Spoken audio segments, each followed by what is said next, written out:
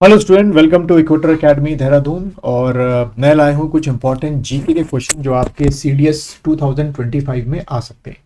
चलिए बच्चों, इसकी हम लोग शुरुआत करते हैं। सबसे पहला क्वेश्चन जैसे कि आप देख रहे हैं, क्या लिखा हुआ है? Who among the following was called as father of Indian renaissance. Renaissance आप मानिए खास तौर पे ऐसे पर्सन जो कल्चरल पॉइंट ऑफ व्यू से किसी चीज़ का अपोज करता है।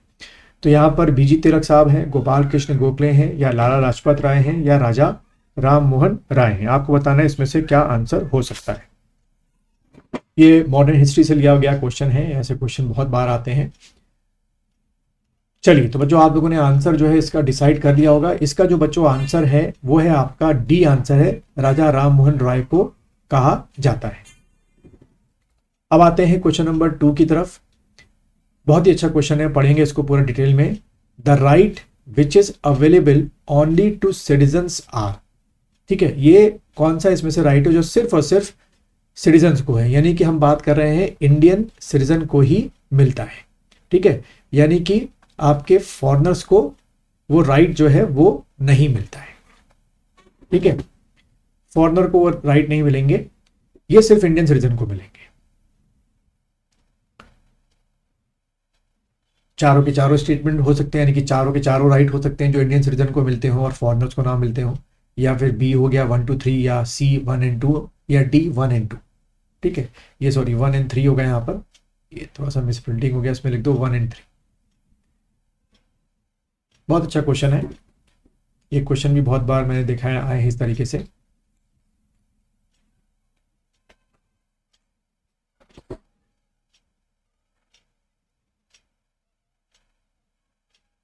चलिए बच्चों, आप लोगों ने आंसर सोच लिया होगा। तो बच्चों, इसमें अगर हम आंसर की बात करें तो पहले आंसर की बात करते हैं या स्टेटमेंट की बात करते हैं। Freedom of speech, assemble and association. ठीक है, ये वाला जो राइट है वो सिर्फ और सिर्फ एक्सक्लूसिवली किसको मिलेगा? इंडियन सिटीजन को मिलेगा, फॉरेनर को नहीं मिलेगा। ठीक है, दूसरे हम राइट की बात करते हैं। Freedom to acquire property, carry on any occupation, कोई भी बिजनेस शुरू करना चाहे आप कर सकते हैं। तो ये भी आपको किसको मिलेगा? इंडियन सिटीजन को मिलेगा। ऐसा नहीं कि कोई भी फॉरेनर बाहर से आए और कोई भी बिजनेस यहाँ से शुरू कर दे, ऑक्यूपेशन शुरू कर दे, अलाउड नहीं है। उसके लिए बहुत आपके पैरामीटर्स होते हैं, लॉज बने होते हैं। अगर वो लॉ है तो कर सकते हैं, वैसा अलाउड नहीं होता है। थर्ड की अगर हम लोग बात करें, freedom to move, reside, settle in any part of India. आप भारत के किसी भी हिस्से में जाकर रह सकते हैं, बट इसमें भी मैंने बताया था एक्सेप्शंस हैं आपके नॉर्थ ईस्ट के कुछ स्टेट्स जहाँ पे अलाउड नहीं है।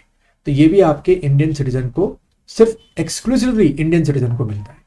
लेकिन जो बच्चों कॉन्स्टिट्यूशन रेमेडी है वो आपकी दोनों को मिलेगी, यानी कि इंडियन सिटीजन को भी मिलेगी और आपके जो फॉरेनर है उनको भी मिलेगी। ठीक है, कॉन्स्टिट्यूशन रेमेडी किस आर्टिकल में आती है बच्चों?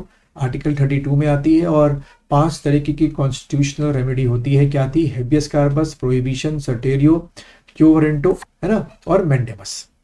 तो इसका हिसाब से बच्चों इसका जो आंसर है क्वेश्चन नंबर 2 का वो होगा आपका 2, यानी कि 1, 2 और 3 स्टेटमेंट ही सही है। चलिए क्वेश्चन नंबर 3 पे आते हैं। क्वेश्चन नंबर 3 है, राइट अगेंस्ट एक्सप्लॉयटेशन प्रोहिबिट्स। क्या चीज जो है वो राइट अगेंस्ट एक्सप्लॉयटेशन जो है, एक्सप्लॉयटेशन जो है वो रोकता है, प्रोहिबिट करता है? बहुत अच्छा क्वेश्चन है, ये वाले क्वेश्चन भी बहुत मैंने देखा है इस तरीके के। तो पहला आपका दे रखा है बच्चों क्या? ट्रैफिक इन ह्यूमन बींग्स, फिर बेगर यानी भीख मांगना, third employment of children below 14 years of age. क्योंकि ध्यान रखिएगा, राइट अगेंस्ट एक्सप्लॉयटेशन जो है फंडामेंटल राइट्स के अंडर में आता है। तो सोचिए आप कौन सा स्टेटमेंट इसमें सही है आपको लगता है, और उस हिसाब से आंसर आप सोच सकते हैं।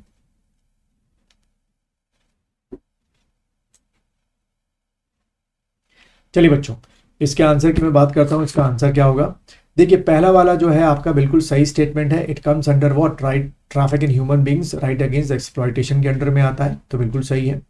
दूसरा वाला जो है, थर्ड वाला, सेकेंड वाला जो है गलत है। बेगार जो है वो एक्सप्लॉयटेशन में नहीं आता है, उसको किसी और अंडर में जो है रोका गया है, लॉ बना के रोका गया है कह सकते हो।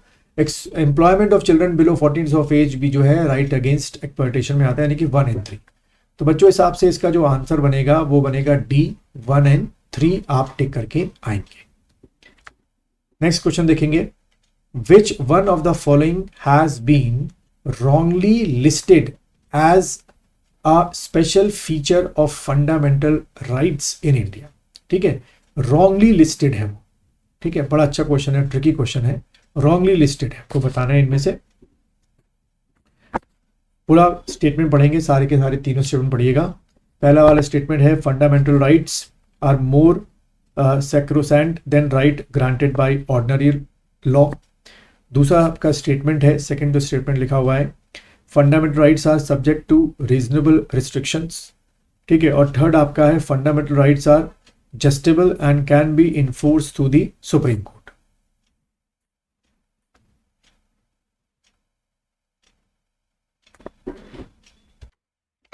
चलिए बच्चों, इसके आंसर पे हम लोग सोचते हैं क्या आंसर हो सकता है। देखिए, पहला वाला जो स्टेटमेंट दे रखा है वो है FR, fundamental right are more sacrosanct than right granted by ordinary law, ठीक है।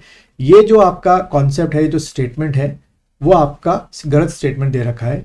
सैक्रोसेंट मतलब होता है कि इतना पवित्र, इतना आपका प्योर कि उसमें आप कुछ भी चेंजेस नहीं कर सकते हैं। हम चेंजेस कर सकते हैं बट थोड़ा सा, किसको, बिना बेसिक स्ट्रक्चर को छेड़े हुए, ठीक है। दूसरा आपका है fundamental rights are subject to reasonable restrictions, ये भी बिल्कुल सही स्टेटमेंट है। यानी कि क्या, हम रिस्ट्रिक्शंस जो है इम्पोज कर सकते हैं, लेकिन वो तब जब उसके पीछे लॉ एंड ऑर्डर का सिचुएशन हो या कम्युनल हार्मनी खराब हो रही हो तो हम कर सकते हैं। तो बिल्कुल सही है, रिस्ट्रिक्शन लगा सकते हैं लेकिन रीजनेबल होने चाहिए। तो यानी कि सेकेंड स्टेटमेंट क्या हो गया, सही हो गया। फंडा रॉन्गली लिस्टेड नहीं हुआ है। और fundamental rights are justiciable and can enforce by Supreme Court, जब हेबियस कार्पस मैंडेबस यानी कि रिट्स को हम लोग या रिट्स की मदद लेते हैं। तो थर्ड स्टेटमेंट भी सही है, ठीक है। तो ये 2 और 3 लिस्टेड बिल्कुल करेक्टली है, फर्स्ट वाला जो है रॉन्गली लिस्टेड है। तो बच्चों, इसका जो आंसर बनेगा वो आपका बनेगा सी आंसर, यानी कि 2 और 3 जो है इसका आंसर आपका बनेगा, ठीक है। यानी कि इसका आंसर क्या हो गया, सी जो है बच्चों इसका आंसर हो गया। चलिए आगे बढ़ते हैं, नेक्स्ट क्वेश्चन को पढ़ेंगे। Which one of the following rights available only to the Indian citizen within the territory of India? ठीक है, सिर्फ इंडियन सिटीजन को ही मिलेगा और with in the territory of India जो है वो आपका मिलेगा।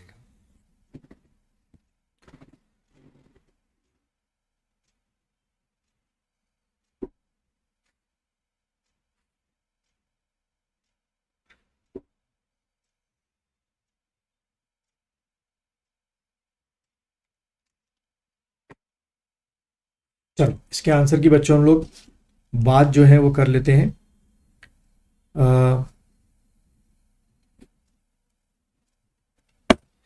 इसका बच्चों पहला स्टेटमेंट देखो, फ्रीडम ऑफ स्पीच, ठीक है भाई, इंडियन सिटीजन को मिलता है, बिल्कुल सही। टू फॉर्म एसोसिएशन और यूनियन 19 में मिलता है, बिल्कुल सही। इक्वालिटी बिफोर लॉ आर्टिकल 14 में मिलता है, बिल्कुल सही। Freedom to assemble peacefully without arms, ये भी आपका 19 मिलता है, बिल्कुल सही। तो यानी कि इसका जो आंसर बच्चों बनेगा वो बनेगा क्या, 5 का बी आंसर। अगर आपने टिक किया है तो बिल्कुल सही टिक किया है।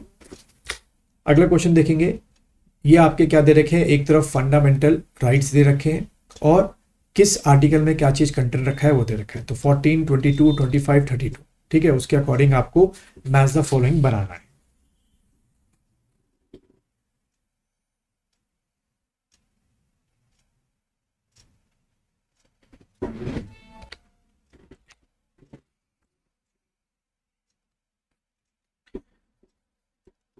चलो बच्चों, इसके हम लोग बात करते हैं।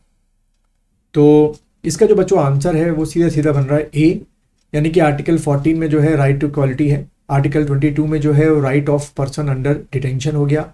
आर्टिकल 25 जो है right to freedom of religion, 25 से 27 तक वैसे आपका होता है, 25 टू 27 याद रखना है, right to freedom of religion आपका होता है।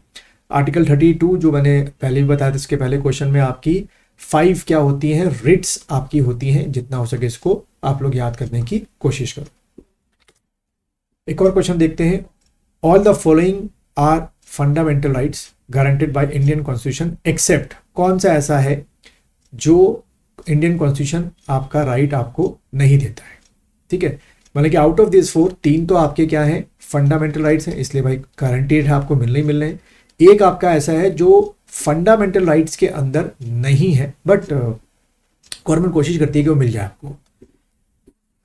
तो इसमें से आप देखेंगे क्या हो सकता है, वो बहुत अच्छा क्वेश्चन है।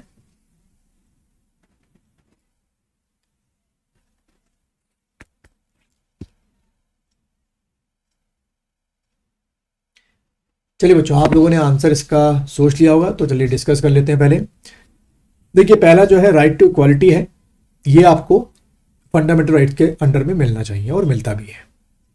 राइट अगेंस्ट एक्सप्लॉयटेशन, ये भी आपको मिलता है कि कोई एक्सप्लॉयटेशन ना करें।